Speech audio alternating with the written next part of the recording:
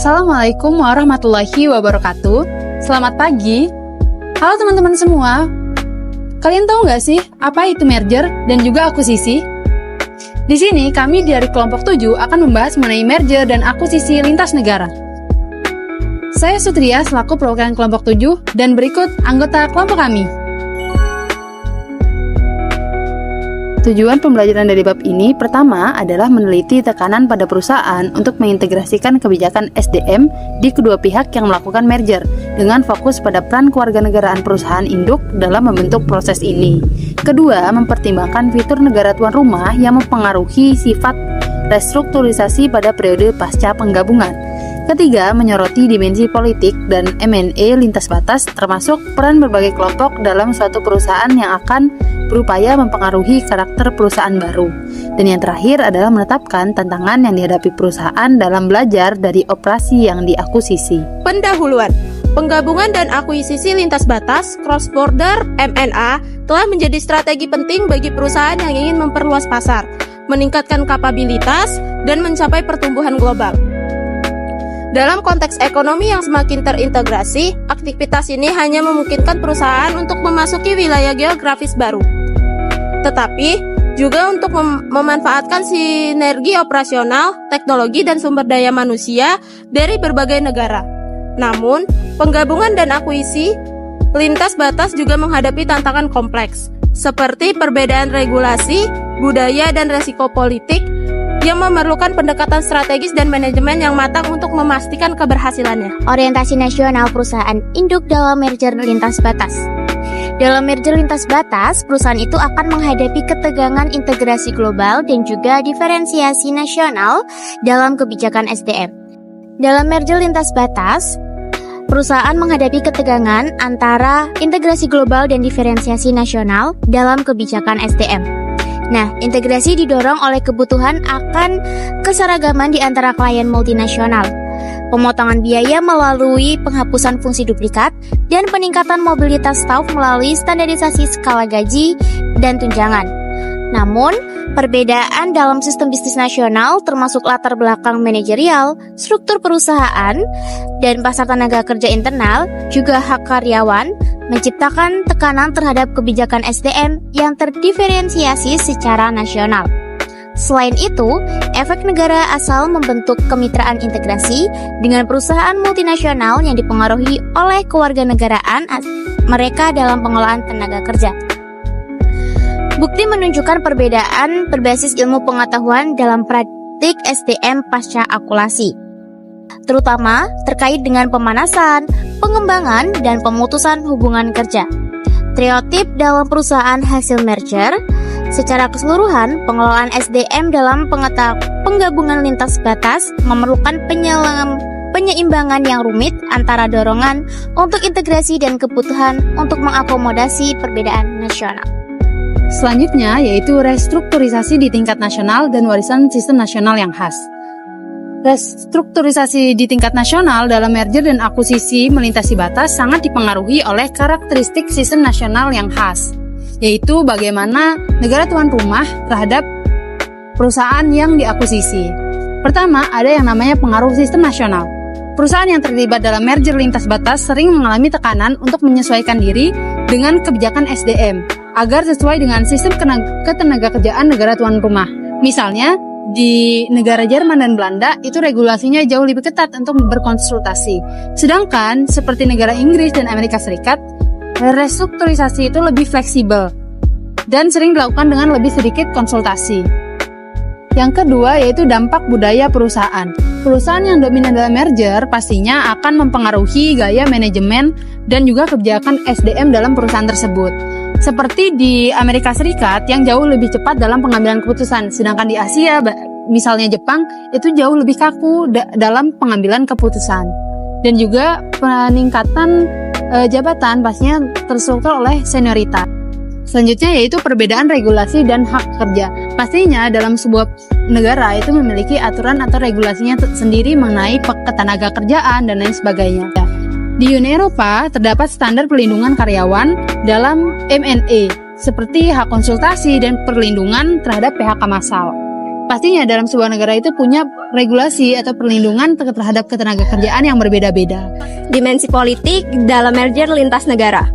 Merger dan akuisisi menciptakan peluang untuk mencairkan struktur organisasi, tetapi juga menyebabkan perebutan kekuasaan internal.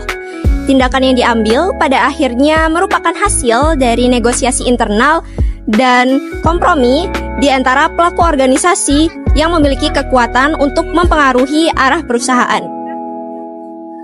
Maka dari itu, perspektif politik sangat penting dalam menganalisis M&A lintas negara, karena melibatkan operasi baru, sistem bisnis yang berbeda, dan potensi konflik kepentingan.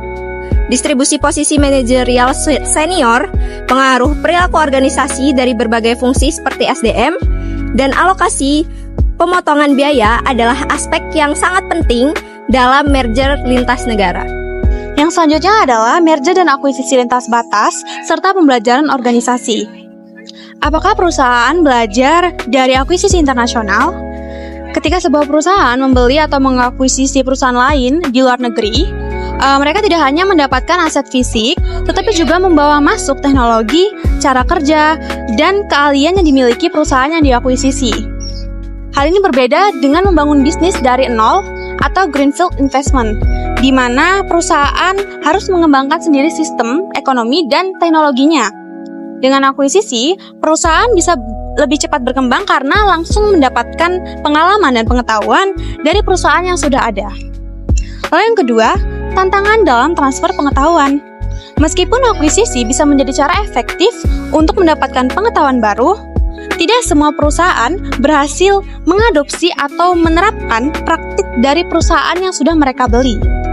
Ada beberapa tantangan yang bisa menghambat transfer pengetahuan, misalnya perbedaan budaya kerja, sistem yang tidak cocok, atau kurangnya strategi integrasi yang baik. Jadi bisa disimpulkan, meskipun akuisisi internasional memberikan peluang untuk belajar, keberhasilannya sangat bergantung pada bagaimana perusahaan induk mengelola integrasi setelah akuisisi. Jika tidak dikelola dengan baik, manfaat dari akuisisi bisa saja tidak optimal atau terjadi kegagalan. Selanjutnya yaitu motivasi akuisisi dan asumsi yang dimiliki oleh perusahaan pengakuisisi. Jadi, seringkali perusahaan yang melakukan akuisisi itu memiliki asumsi negatif terhadap perusahaan yang mereka beli. Mereka melihat perusahaan yang mereka akuisisi itu tak sebagai target bisnis yang ketinggalan zaman dan tidak relevan dengan standar yang dimiliki oleh perusahaannya. Akibatnya, mereka tidak tertarik untuk belajar dari pengalaman atau keunggulan yang dimiliki oleh perusahaan yang diakuisisi. Contohnya itu Ameribank yang mengakuisisi sebuah bank di Polandia bukan karena ingin mengadopsi atau memanfaatkan keunggulan yang ada di bank tersebut, tetapi lebih karena ingin memperluas pasar di Polandia. Hal ini menunjukkan bahwa motivasi akuisisi organisasi itu lebih berorientasi pada ekspansi tanpa memperhitungkan nilai atau manfaat dari proses dan aset yang dimiliki oleh perusahaan yang diakuisisi. Selanjutnya yaitu pendekatan terpusat dalam perusahaan pengakuisisi. Jadi pendekatan terpusat adalah strategi di mana perusahaan induk memiliki kontrol sepenuhnya kebijakan, prosedur, dan struktur organisasi dari kantor pusat tanpa memperhatikan fleksibilitas kepada unit-unit yang diakuisisi. Contohnya dalam kasus US Industrial yang mengakuisisi perusahaan di Inggris, mereka memaksakan kebijakan perusahaan induk tanpa mempertimbangkan budaya atau praktik bisnis yang sudah ada di perusahaan bisnis tersebut. Yang akibatnya perusahaan yang diakuisisi itu kehilangan identitas dan otonomi dalam menjalankan operasionalnya.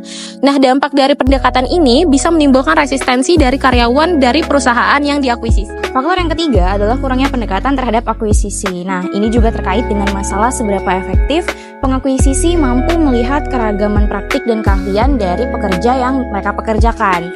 Nah, hal ini menyangkut sejauh mana ia mampu mengadopsi strategi dan keahlian untuk diterapkan dan mengintegrasikan praktik dan keahlian tersebut di dalam sistem perusahaan. Kemudian, faktor yang keempat atau faktor yang terakhir adalah resistensi sentral terhadap unit yang diakuisisi. Nah, ini menekankan pentingnya keterbukaan perusahaan pusat untuk belajar dari unit yang diakuisisi. Kenapa? Agar keahlian dan praktik unit tersebut dapat dimanfaatkan oleh perusahaan, dan perusahaan pusat harus berkomitmen untuk menerima masukan serta memahami bagaimana pesan mereka mampu diterima oleh unit yang diakuisisi. Oke, selanjutnya mengenai sifat situasi dari beberapa pengetahuan dan keahlian.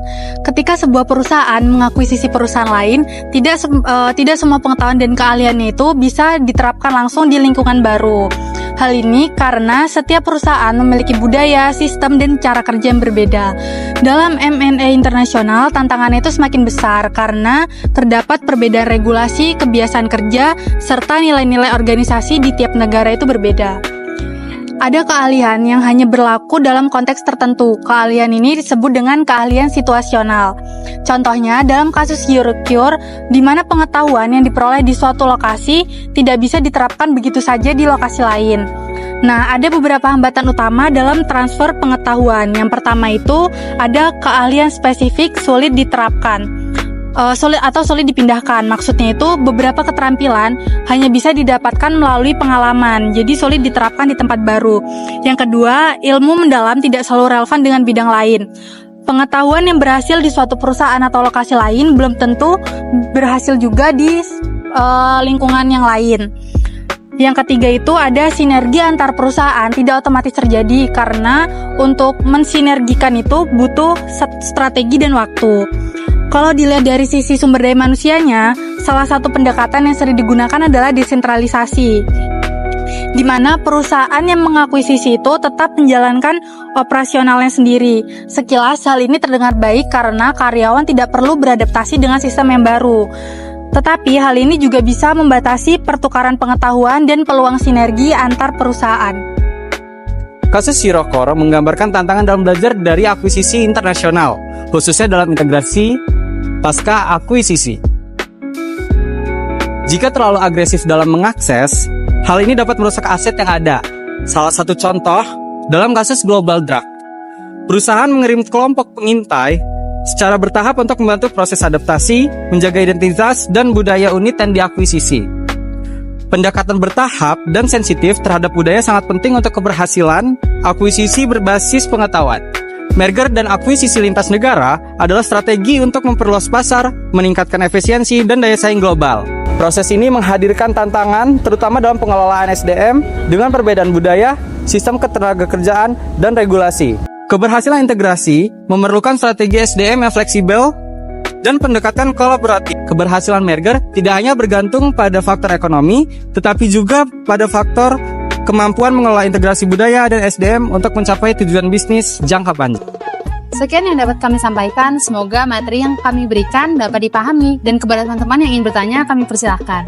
Kami akhiri, wassalamualaikum warahmatullahi wabarakatuh.